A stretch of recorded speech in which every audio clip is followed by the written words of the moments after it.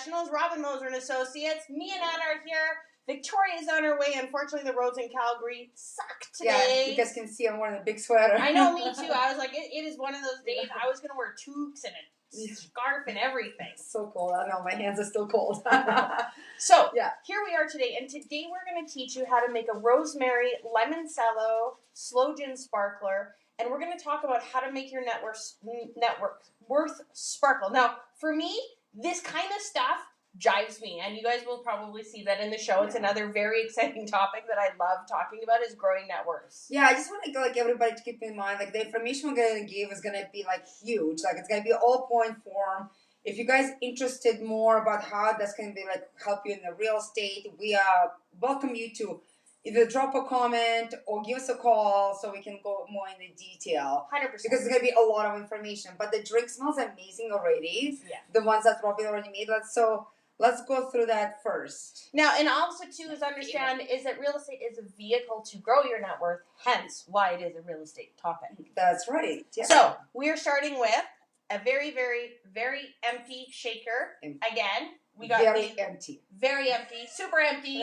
Again, from the beautiful and wonderful Fifth and Vermouth. Yes. And what we're going to do is now, it wants you to muddle 2 sprigs of rosemary. So great. Yeah, my opinion is that I take the little springs off of the rosemary. Okay. It does mean that you've got to be more careful when you're straining. Okay. But I just find that it was easier to muddle than it was with it on the stick. Is it funny that I always love to say muddle? Muddle? Muddle.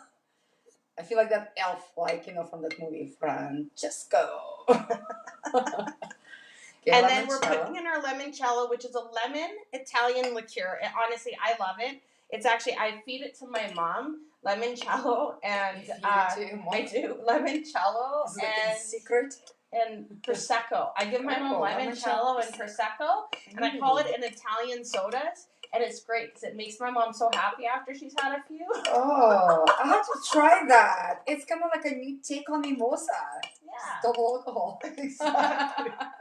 So we're muddling, you're squishing it all down, you're getting the oils and the essence and the aroma of the rosemary out into the limoncello. It smells delicious. Yes. I love the smell of rosemary. Now you're going to stick in your ice into your shaker, and then you're going to pour in your Sloe gin. So if you are following along with us, because you have purchased our amazing cocktail journal and conversation journal, we're on to the Sloe gin here, 1.75 ounces. Yeah, but we also used it last week in a drink. We did. Right? So we kind of if you guys want to invest into a bottle, you can make it several cocktails out of this. And yes, Rob, limoncello with ice cream is very good too. Yes. So is Bailey's on ice cream, actually. Probably any alcohol. So, the desserts is good. I can't get it out. There you go. Got it. All right. So now what we've got here is we've got a tall glass, basically. A tall glass. Hurricane, right?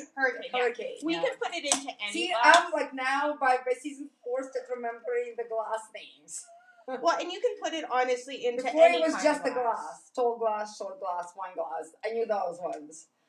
But it can be any kind of glass you want. I've chosen the Hurricane glasses. Strain it out.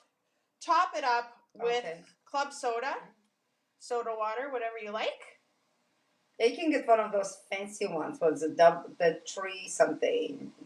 The tree something? Yeah, the fancy sodas. Oh, yeah, you could. You could probably even use, if you want it a little bit more sweeter. Maybe elderflower soda. Elderflower? Where did my straw go? I got everyone a straw but me. All right. There. And now here's the straw. Oh, look it! Victoria's here just in time for the cocktail. Okay, talk about good timing. I know. Come on, Victoria. We're about to cheer with our new drink. I'm gonna mix our cocktails here. All right. Let's. So here we go. Cheers. So you can mix it up if you want. I used a sprig of rosemary to garnish it and a twist of lemon. Mix it up with your straw. What do you think? It's delicious, but it's wow, it's a lot of flavor. Is it a lot of flavor? Limoncello definitely comes through. Come, Vika. Try it. Here you go. Okay. Yeah. So yeah. Strong? I don't think so. Just mix it. No, I think it's kind of like, it's on the sweet side. It's definitely not. See, I could drink this on a patio. Like, it's a refreshing drink. I feel like it's going to be like one of those like sneak up on you. You're like, oh, this is so good. And then boom. For me, You're like, it's definitely summer drink. I mean, Yeah. it's so fresh and Yeah. it's so herbal. Yeah. yeah, because we muddled. We muddled rosemary. See, Vika wears a sweater too because it's so cold outside. And the rolls are so bad. I'm sorry being late. Yeah, that's okay. You didn't miss anything yet. Yeah, you got here just in time for the cocktail. So, all right. You know what? It's really unusual cocktail. I would highly recommend to try if you're looking for a new drink, especially like a patio sipper. It's really delicious, and like I would never like. What's the name of this cocktail? It's a rosemary sloe gin. Oh, it doesn't have a pretty name. It's a sloe gin rosemary.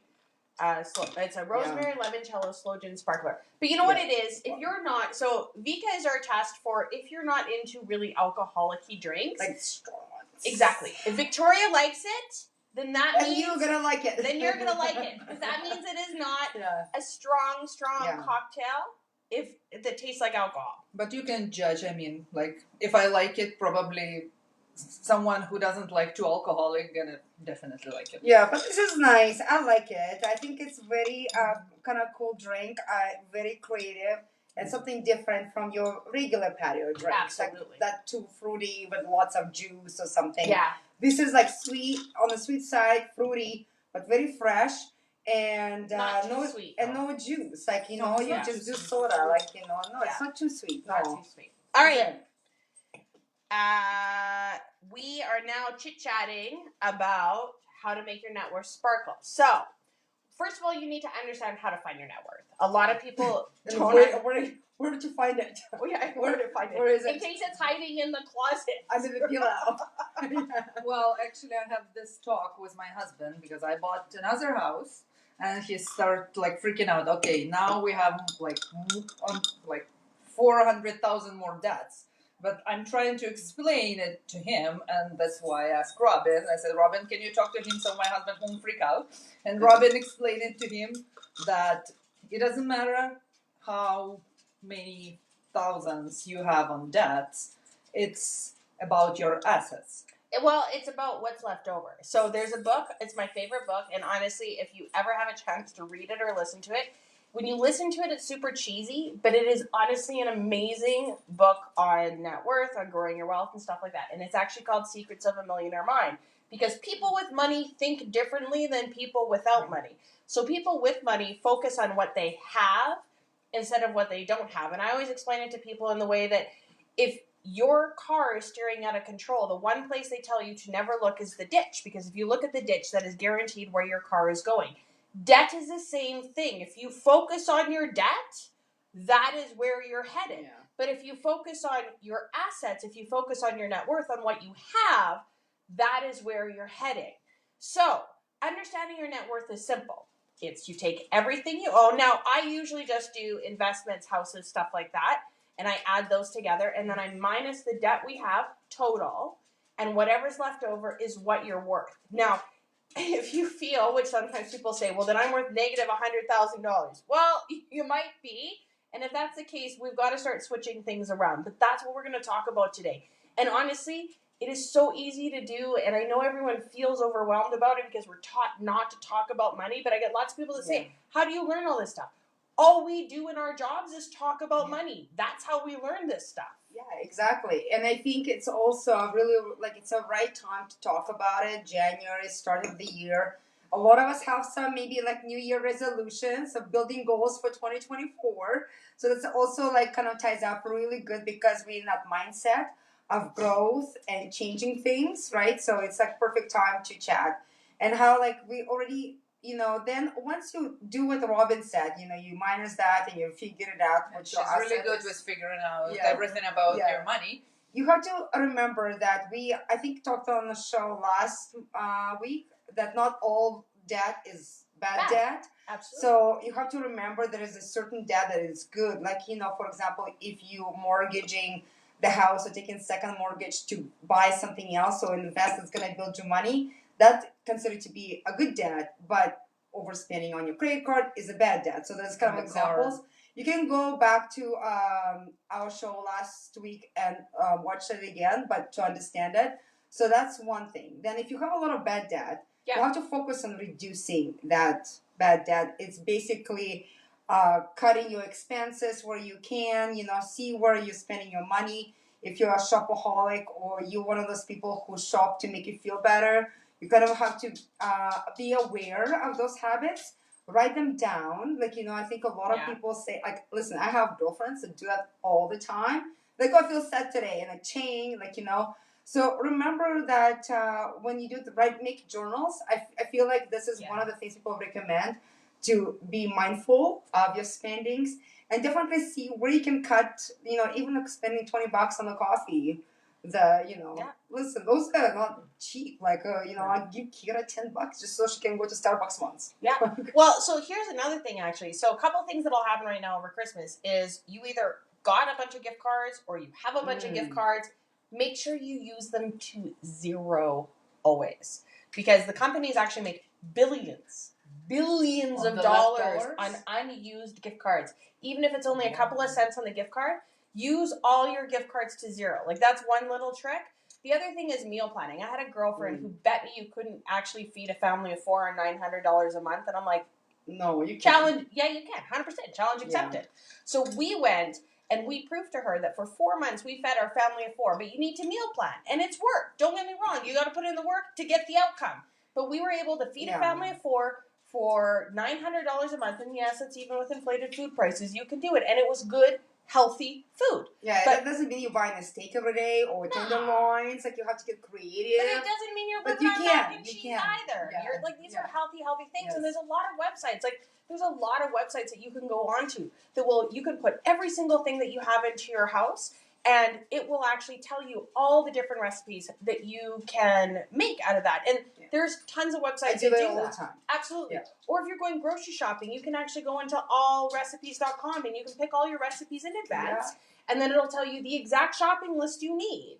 And then you buy all those recipes for the week, and then you package things away. You know what? Like, I have a couple of girlfriends and like dance moms who have like more than 2 children, like up to 4 and more, and that's exactly what they do, and it's just like the difference it makes, right? Yeah. The other thing is cut subscriptions you don't need. So my husband and I routinely will go through our Apple, we'll go through our credit cards, and we'll see what's being charged to it. And if there's something on there that we don't need, we will cut it out. The other thing too is, do you need cable? I don't know anyone who has cable anymore except for my mom. But Mom, if you're watching, sorry. Yeah. But you don't need cable. And I guess we need to mention the clothes, right? Like, it's right now the clothes is really expensive. I have one girlfriend, and she's always wearing so nice. Okay, this is a Ritza. Okay, how much you spend for it? I said, okay, I bought it in Plateau for $10. I said, what? Yeah, absolutely. Spend some time. Go to the secondhand stores. See what is there. Here's the other thing. Stop impulse shopping. Yeah. If you don't have a plan, if it's not... So, I use Grocery List all the time. Mine is Amazon because I have Alexa. But make a list of what you need to buy, and don't buy anything that's not on your list. If it's not part of your plan, don't do it. Which is, we're going to get into actually further on in this conversation about building net worth, because plans, if you fail to plan, you plan to fail. I'm a huge, massive believer in that statement. Yeah. If you don't have a plan, you're going to fail. And I also wanted to mention, like, building, if you're starting from scratch or from the negative, from like -0, just have to remember, like, you build a plan, and doesn't mean it's going to happen tomorrow. Like, that's kind of gonna take long-term. It's gonna take time. Yeah. Depends how much in the minus you are, or where you want, what your goal is in terms of growth. But it will take years. Sometimes some goals may be accomplished within a year, 2 years, but it is like that long-term goal, 5 to 10 year plan. But the goals need to be reasonable. For 100%. Like for one of the things. Yeah, one of the things. Like if I, for example, want to buy $1 million house, like in a year, like you know, I will. Well, It Yeah, won't that's happen, right? that's smart, measurable, Yeah. obtainable. Yeah. And one thing I was reading, it's a doctor, he has a book about the changing the habits. And what he was saying, the reason people don't accomplish their, anything, like in terms of big habits change or any kind of big change in their life is because it's so big, Yeah. they become discouraged. So it's important to make like a small bite of that goal. Like, so if you want to do $1 million house, break it down to what that means. You guys Let's now say- make me want to bite. Yeah, maybe it's getting a different job that makes a lot more money. Maybe it's cutting on those expenses we just talked about. So you make that goal first, and you accomplish that goal, and then you make another one, and It's eventually you will buy that $1 million house. But if your goal is going to be to buy 1 million homes without the small No, bites, you're gonna spend then forever. then you're going to be very discouraged and most likely fail in that particular goal.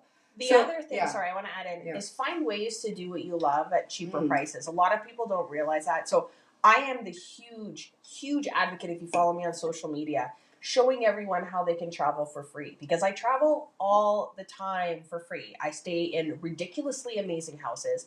I don't pay for them. I don't pay for my airfare. Routinely, I find ways to get car rentals for free. There is a ton of websites that teach you or show you or do that for you. And I'm a huge advocate. Find what you love to do and go online and research. How can you do the Yeah. exact same thing cheaper or better and cheaper? And I think, with again, like I've done what Robin been doing to some degree, and it takes an effort. Yeah. But you know what? It pays off, I think, in the long run kind of thing, and gives you potential to do something that maybe you cannot afford to do something. But once you're Yeah. familiar with that, like you do, Yeah. it's not hard at all. Yeah. No, once you figure it out, just you just do time that consuming, over and yeah. over and over again. The other thing is maximizing the payments you're already making. Now, I put this one in specifically because rent is a great example of how you can turn around and maximize your payment. When you pay rent, it is a 0% gain every single month. You earn nothing. You lose 100% of the money you pay in rent every single month. But if you own, even at $250,000 with only 5% down, you earn $434 of your rent back every single month. So start taking the things that you're paying anyhow and start making it work for you. So for me, I'll tell you some tricks that I do. One thing, even though my husband won't let me do it, but it's something I really want to do. If you really want to get into working out and you don't want to pay a gym membership, go get a course and learn how to teach courses. Learn how to personal train. Do stuff like that, because now you're going to get paid for working out. Now I you're had gonna some get- friends who've done it, 100%. not only just to save the money, but also get in shape. Yeah. They have great jobs, but they were getting out of shape. They found something they love. They got the course. Now they do something they love that actually benefits them in health-wise and money-wise. Well, and here's another thing. This is going to be come up again too when finding new sources of income. Photo booths are a ridiculously killer income. Like $45,000 a photo booth for 20 minutes work. And trust me, I've done the business plan. It is crazy how much you can make on photo booths. You want a second or new source of income? Photo booths are $2,500 and they can make you 45 grand a year. Like, start finding ways to maximize what you're already doing. If you want to work out, go personal training, get paid to work out. There is one thing I want to mention about that, just because I've done a research. Some people are like, I'm not creative enough. I cannot think about an idea. If you actually just go Google the trends of 2024, There you go. there's people who actually make money on analytics and pulling the statistics, what sells, what are future technologies, or what will be more popular, things you can focus on starting a new business as well. And you need to remember that everything's changing, right? Yeah, we have 100%. artificial intelligence, like a lot of new trends, a lot of new stuff are going on. Start researching. That's your best friend on finding some information. No, maximizing good debt. This is the greatest time of the year to maximize your good debt, because right now you can go to your bank and you can get what are called RSP loans. And you can go buy RSP loans and still submit them to your account and into your RSPs and have it apply to last year's tax year, so that you can get a portion of the loan that you just took out and a portion of the RSPs that you just invested, and you can get them back. So right now is a great time to start maximizing your good debt, because you can go out. And so like I just found out my son is going to be qualified to get about $1,200 worth of RSPs. Now, he has $1,200 cash, but he's going to go and get a loan, and he's going to get a loan for those RSPs, and then he's going to use his cash to pay back the loan because he's building his credit, plus he's getting the tax return when he gets that, and his tax return for him will far exceed what he's submitting into his RSPs. So this is the time where you start borrowing debt to invest in things where you're going to make more money. And as I told someone, so this very nice man in my community came and got my bottles yesterday, because they're trying to get bottles to help build a park in our community. Still $10,000 shy if anybody wants to invest in Hidden Valley Parks. But we were talking about it, and I said, you know, you can leave money in your house, and there's nothing wrong with that. There's nothing wrong with paying off your house. There's nothing wrong with leaving all of your equity in your home, but when you do that, you are earning 5%. Whatever the going mortgage rate is all you're earning. So when you leave your money and you sit it inside your house, you're earning 5%. If you take the money out and you put it into a good investment, a safe investment, don't be risky, you're going to earn more than 5%. You just have to make a choice. But if you are okay with 5%, be okay with 5%. I think we need to mention the acceleration payment, because not a lot of people know about that. So when you have a mortgage and you have the mortgage payments, the acceleration payment is the amount of money you're adding. If you have a possibility to do that, you add every month to your payment, and this portion go right to the body of the, not to the interest, that's The principal. Principal body. Yeah. Principal. Principal. Who's buddy? A body of the mortgage. Yeah. The principal. body. She means the, Oh, the body, body. of the Body. mortgage. The principal The of principal. the mortgage. Look, which buddy? I want to have that buddy. I know. You have this, buddy. So it go right to the principal, and it's reducing your principal. And because all the mortgages has a compound interest rate, it's reducing your interest rate portion eventually. Like not eventually, right away, because your principal is getting like smaller, Yeah. and your interest getting smaller right away. Yeah, and let's quickly mention, because I'm sure we like out of time, but let's mention Yeah. things But there's like, other things that I Yes. want to add. is it, are we talking about savings accounts? Yes. Yes, that's the one I always wanted to mention as well, because that was a very important to do this right now as well. So the first home purchase, no, what is First it? First time home buyer savings account. Savings. FHSA. It's the weirdest acronym ever. They could have come up with a better name. Yeah, that account. Yeah, this is a fantastic account that if you're a first time home buyer, or if you separate it again, watch our show from last week. We talk a lot about it. Get invested into that one, because again, there is no limit, and there is no longevity, how long you have to hold in there, right? First time home buyer savings Yes. account. There's no minimum, no. Yeah, there's no- but you max out at 15 years. Yes, 15 years, yeah. And the tax Reduce? savings Okay. account. So the tax-free savings account. If you can pay the government less tax, or you don't have to pay the government tax on money you earn, I'm a huge fan. Stop paying the government. As I tell my kids, we mitigate our tax burden because I think governments are irresponsible with money, and therefore we mitigate our tax burden by finding ways to give them less money to waste. I obviously don't believe, and I'm not a huge fan of our government or any government, but this is a big thing. So mitigate your tax burden. You can do this in a ton of different ways. So for me, I always try and find ways to do things so that I can write it off against my income, but it's something that I would do anyhow.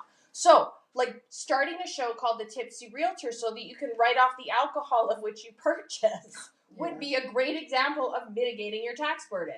Another example would be, is like at our cabin, we have a little fridge that says take a bottle, leave a bottle, and we put wine in there for people. Again, so that I can write off wine when purchased. Yes, it's for my guests. That's all I use it for, and that's all I write off is the ones that the guests drink.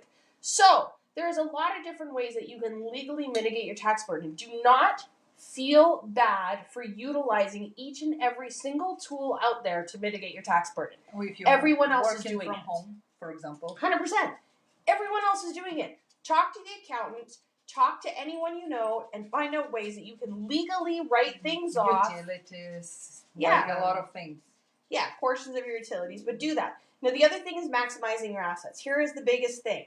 The rate of return. How much do you want to make on that asset? What is a reasonable rate of return for that asset if you're doing that? What's your goal? How much do you want to make? How long are you going to invest in?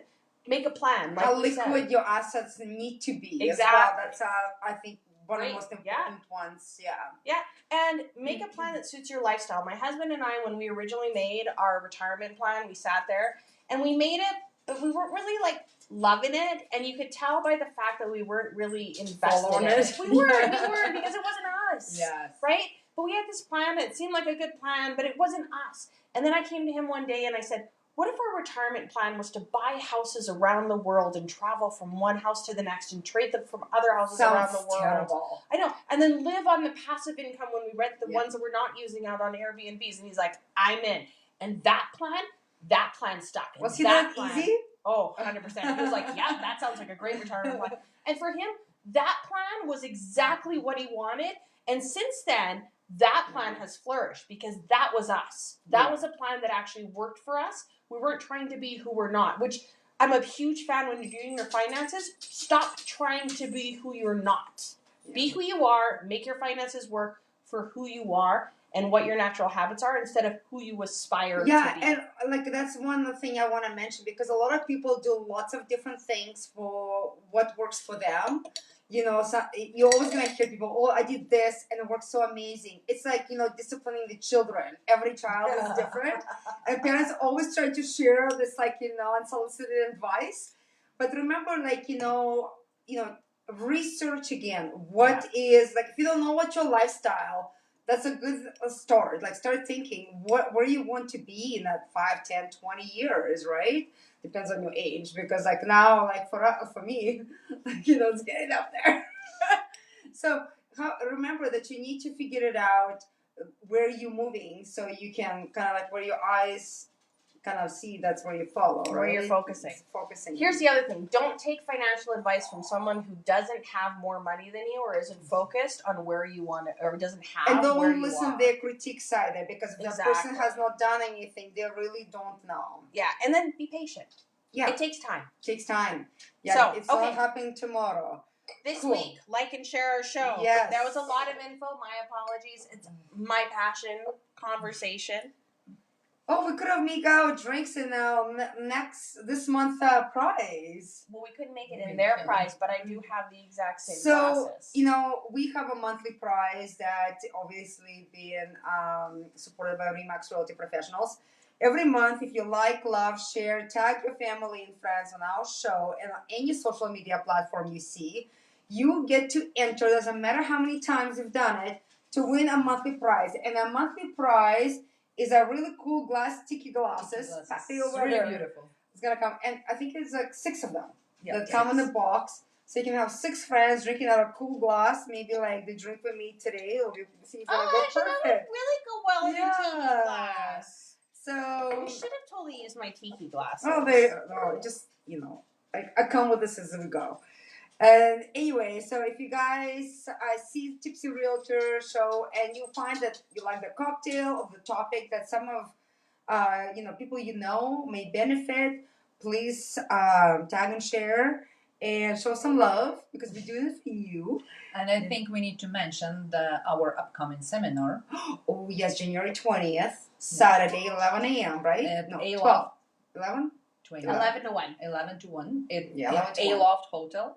It's going to be a more in-depth seminar about how to grow your wealth, how to get down payments, all that kind of stuff. So if you watched the show and you liked it, come to the seminar, because it's going to be way more information, and we're going to have some specialists you can speak with about the mortgage and RSPs and the first home. My God. First-time home buyer savings account. FHSA. Okay, I can do it. But most of all, if you enjoy our show, please go online, onto Amazon, and buy our amazing cocktail conversation journal. Season 4, Tipsy Realtors. Yeah, to follow along with what cocktails we're drinking, how to make them, and make notes on what kind of conversations we're having. All right. No. We're not back. All right. Now we're back. And of course, if you guys have any questions, you're thinking of buying or selling home in 2024, please give us a call. The number is on the screen. Myself, Robin, and Victoria are here to answer all your questions. Or if you want to do the plan, like how to grow your wealth. Yes, call us. I love financially planning for people. That's right. Well, exactly. If you're thinking of growing your portfolio, let's say if you have one or a very small one and you wanted to maximize it, what to do, we definitely can chat And about invest into real estate is always a smart thing to do. And of course, if you have friends, family, coworkers, neighbors, people you like, people you don't like, send them our way. We'd love to help them out. Thanks for watching. Bye. See you next week.